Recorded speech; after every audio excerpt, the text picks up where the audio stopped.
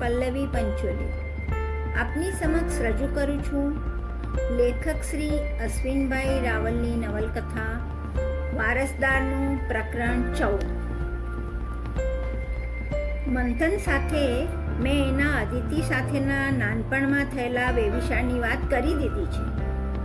મંથને હજુ ફાઇનલ નિર્ણય લીધો નથી, છતાં મોટે ભાગે તો એની હા જ છે। છોકરો એકદમ સીધો અને સંસ્કારી છે। અદિતિ માટે એકદમ યોગ્ય પાત્ર છે। જ્યાં સુધી એને મળ્યો ન હતો ત્યાં સુધી મને બહુ જ ચિંતા હતી, પરંતુ એને મળ્યા પછી મારું બધું જ ટેન્શન દૂર થઈ ગયું છે। ઝાલા એમના બેડરૂમમાં એમની પત્ની સરયુબાને કહી રહ્યા હતા। મંથન બેડરૂમમાં ચાલ્યો ગયો। એ પછી સરયુબા સાથે ઝાલા સાહેબે અદિતિની ચર્ચા ચાલુ કરી હતી। વિજયભાઈનો દીકરો તો બહુ સરસ છે, મને પણ ગમ્યો, કેટલો બધો સંસ્કારી છે। આપણી અદિતિ માટે એ એકદમ યોગ્ય પાત્ર છે। એની હા આવી જાય તો આપણે આ વર્ષમાં જ લગ્ન કરાવી દઈએ। એ પણ બિચારો અત્યારે એકલો જ રહે છે, સરયુબા બોલ્યા। એ જો મુંબઈમાં સેટ થઈ જાય તો મારી બધી ચિંતા દૂર થઈ જાય। અહીં એના માટે ઘણી બધી તકો છે અને છોકરો પાછો એકદમ પાણીદાર છે, ધંધામાં સૂઝ પણ સારી છે, ઝાલા બોલ્યા।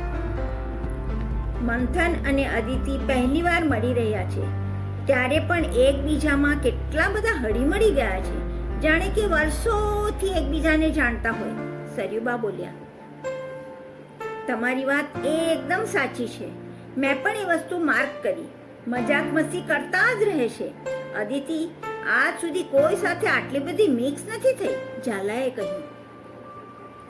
બીજા દિવસે સવારે મંથન અને ઝાલા અંકલ બંને વહેલા તૈયાર થઈ ગયા। 9 વાગે પટેલ શોપિંગ સેન્ટરમાં મનસુખભાઈના ફ્લેટ ઉપર ગુરુજીના દર્શન કરવા પહોંચવાનું હતું। અંકલ, મનસુખ અંકલને ગુરુજીનો પરિચય કઈ રીતે થયો? મુંબઈમાં ગુરુજી માત્ર મનસુખ અંકલના ઘરે જ ઉતરે છે? મંથને પૂછ્યું। મુંબઈમાં ગુરુજીના 5 ઉતારા છે। એ જ્યારે પણ આવે ત્યારે થોડા દિવસ આ 5 ભક્તોને ત્યાં જાય છે। મુલુંડ, પ્રભાદેવી, જુહુ, ઘાટકોપર અને અહીં બોરીવલી। એ 2-3 વર્ષે એકવાર જ આવે છે, ઝાલા અંકલ બોલ્યા। મંથનના બીજા પ્રશ્નના જવાબમાં ઝાલા અંકલ ભૂતકાળમાં સરી ગયા। મનસુખભાઈ અને વિજયભાઈ બંને ખાસ મિત્રો હતા। એ બંને કન્સ્ટ્રક્શનના ધંધામાં હતા। એડવોકેટ ઝાલા એમના લીગલ એડવાઇઝર હતા। વિજયભાઈની સ્કીમો અંધેરી બાજુ ચાલતી, જ્યારે મનસુખભાઈની સ્કીમો દહીસર અને મીરા રોડમાં ચાલતી। વર્ષો પહેલા મનસુખભાઈનો ખૂબ જ ખરાબ સમય આવ્યો।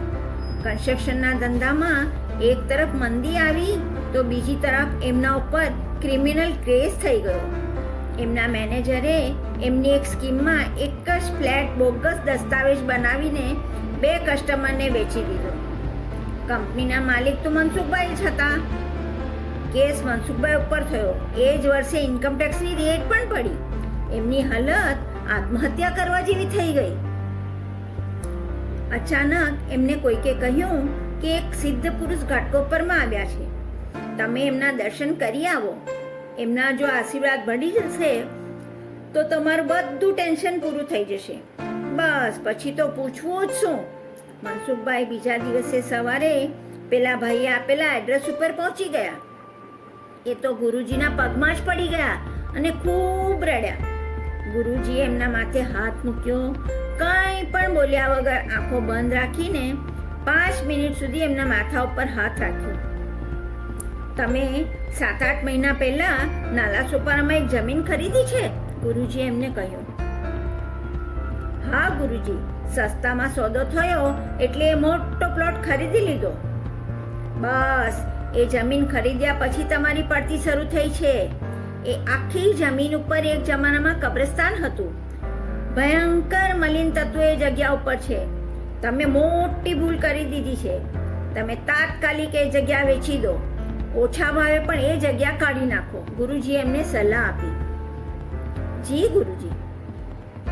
એ જગ્યા ખરીદ્યા પછી મલિન તત્વોના કારણે તમારા પાછલા જન્મોના પાપ કર્મો પણ જાગૃત થઈ ગયા છે. કર્મોની સજા તો ભોગવવી જ પડે, એટલે તમારા કર્મોને હું બાળી ના શકું, પરંતુ અમુક કર્મોનું ફળ વિલંબમાં મળે એવું કરી શકું. તમને રાહત ઘણી થઈ જશે, પરંતુ એ કર્મોનું ફળ બીજી રીતે તમારે ભોગવવું પડશે. અને હું તમને એક મંત્ર આપું છું, રોજ 5 માળા આ મંત્રની કરવી. ગુરુજી બોલ્યા. ગુરુજીની મુલાકાત પછી એમણે 1 મહિનામાં જ એ પ્લોટ સસ્તા ભાવે વેચી દીધો. એ પછી મનસુખભાઈની જિંદગી જાણે બદલાઈ ગઈ. કોર્ટ કેસમાં અચાનક સમાધાન થઈ ગયું. ઇન્કમ ટેક્સમાં પણ એ બહાર નીકળી ગયા. એમની સ્કીમમાં ફ્લેટો વેચાવા લાગ્યા. બસ પછી તો મનસુખભાઈ ગુરુજીના પરમ ભક્ત બની ગયા. ગુરુજી જ્યારે પણ મુંબઈ આવતા ત્યારે મનસુખભાઈ એમના ઘરે અચૂક લઈ આવતા. આ વખતે પણ એમને ખબર પડી એટલે એ ગુરુજીને પોતાના ઘરે તેડી આવ્યા. યાદ કરીને ભૂતકાળની આ તમામ વાતો ઝાલા અંકલે મંથનને કરી. આ તો ખરેખર ચમત્કાર જ કહેવાય, મંથન બોલ્યો.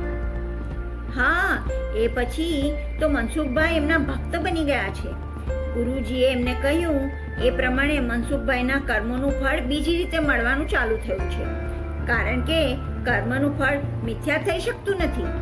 ઈશ્વર કે સંતની કૃપાથી સમય બદલાઈ શકે છે. ઝાલા અંકલ બોલ્યા. હું સમજ્યો નહીં, મંથને કહ્યું. મનસુખભાઈએ 3 મહિનાથી બ્લડ કેન્સર થયું છે, ઝાલા અંકલે કહ્યું. ઓ, મંથનથી બોલાઈ ગયું. ગુરુજીની તમામ વાતો સાચી પડે છે. મેં તમને ગઈકાલે કહેલું એમ તમારા પપ્પાને પણ એમણે કહી દીધેલું કે તમારી પત્ની અને તમારા પુત્રનો મેળાપ હવે તમને આ જન્મમાં નહીં થઈ શકે, ઝાલા અંકલે કહ્યું. હવે તો હું પણ એમના દર્શન કરવા આતુર છું. ચાલો આપણે નીકળીએ, મંથન બોલ્યો. હા, ચા પીને નીકળીએ જ છીએ. મેં ચાનું કહી દીધું છે. પટેલ શોપિંગ સેન્ટર બાજુમાં જ છે. ગાડીમાં 5 મિનિટનો રસ્તો છે, ઝાલા અંકલ બોલ્યા. થોડી વારમાં અદિતિ ચાના 2 કપ લઈને આવી. મંથન એને જોઈ રહ્યો. પોતે જો હા પાડે તો આ ખૂબસૂરત અદિતિ એની ભાવિ પત્ની હતી. એને પહેલી નજરે જોઈ ત્યારે જ મંથન આકર્ષાઈ ગયો હતો. એણે જીવનમાં ઘણી છોકરીઓ જોઈ હતી, પણ આ રાજપૂત કન્યાનું અદ્ભુત સૌંદર્ય એને પાગલ બનાવી ગયું હતું. સવારમાં બંનેની સવારી ક્યાં ઉપડી? અદિતિએ પપ્પાને પૂછ્યું અને પછી મંથન સામે જોયું. મનસુખભાઈને ત્યાં ગુરુજી આવ્યા છે ને, એમના દર્શન કરવા જઈએ છીએ, ઝાલા અંકલે જવાબ આપ્યો. પણ અમને આ ઉંમરે દર્શન કરવાની ક્યાં જરૂર છે પપ્પા? અદિતિ બોલી. ઘરે બેસી રહે એના કરતા ગુરુજીના દર્શન આશીર્વાદ લે તો એમાં ખોટું શું છે? એમને પણ દર્શન કરવામાં રસ છે, અંકલ બોલ્યા.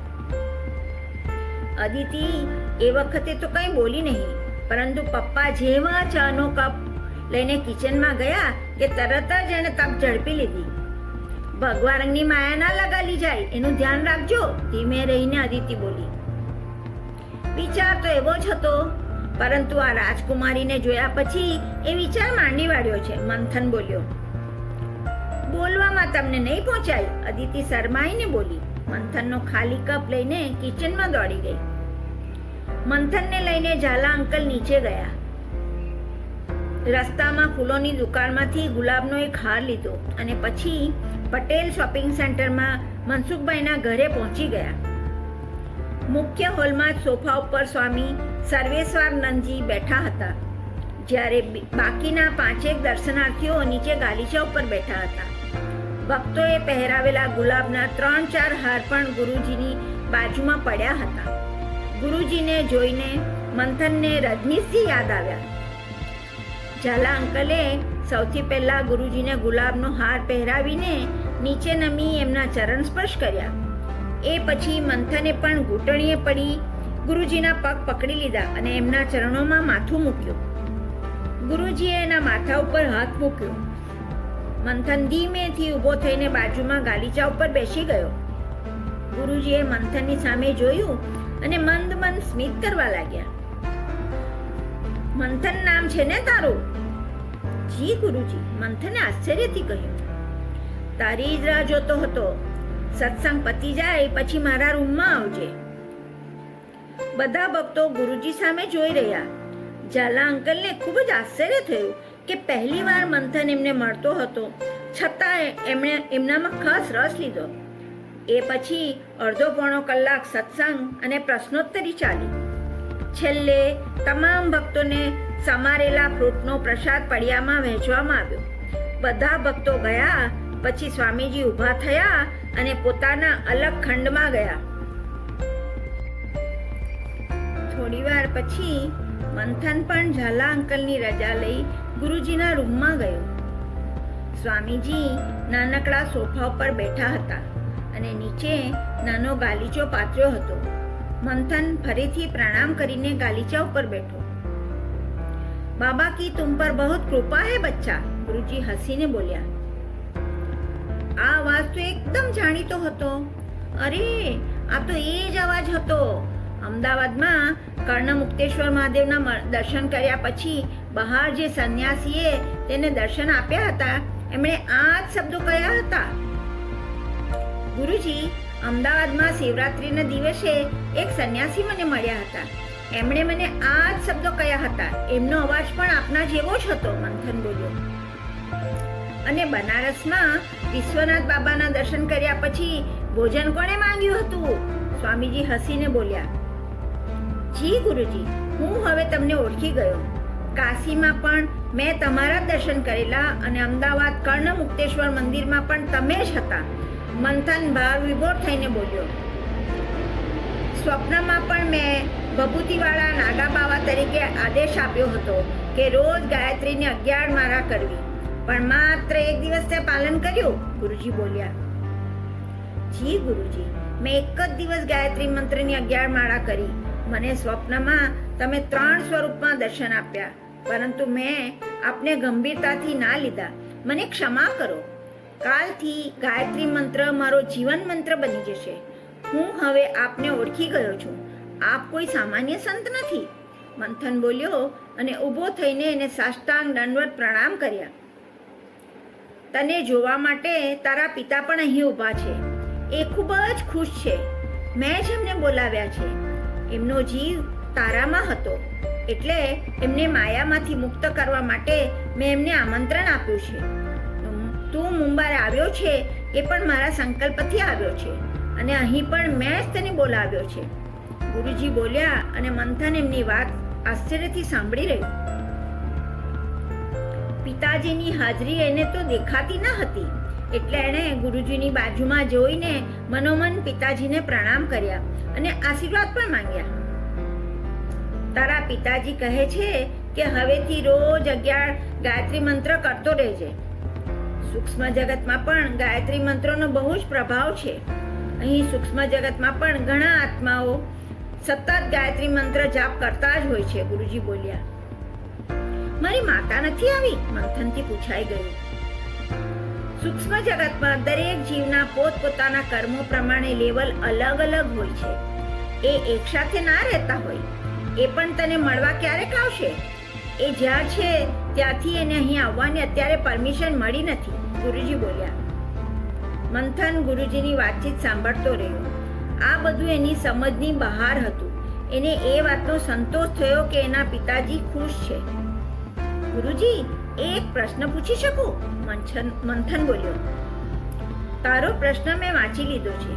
તારા જીવનમાં અત્યારે 3 કન્યાઓ છે. 4થી કન્યા પણ આવશે. લગ્ન માટે તારું મન દ્વિધામાં છે. તારે ચિંતા કરવાની કોઈ જરૂર નથી. ભાવિને અગાઉથી જાણવામાં મજા નથી. જે તારા માટે યોગ્ય છે એ જ આપોઆપ તારા જીવનમાં આવશે, ગુરુજી બોલ્યા. જી ગુરુજી, શિવજીની તારા ઉપર બહુ જ કૃપા છે. તારો આત્મા ઉચ્ચ છે. મારા ગુરુભાઈ તારા સ્પિરિચ્યુઅલ ગાઈડ છે, અને એટલે જ હું 3 વાર તારી સામે અલગ અલગ સ્વરૂપમાં પ્રગટ થયો. ભવિષ્યમાં તારા જીવનમાં ઘણું મોટું પરિવર્તન આવવાનું છે. બસ ગાયત્રી મંત્ર છોડતો નહીં, ગુરુજી બોલ્યા. મંથન ફરી સાષ્ટાંગ દંડવત પ્રણામ કરીને રૂમની બહાર નીકળી ગયો.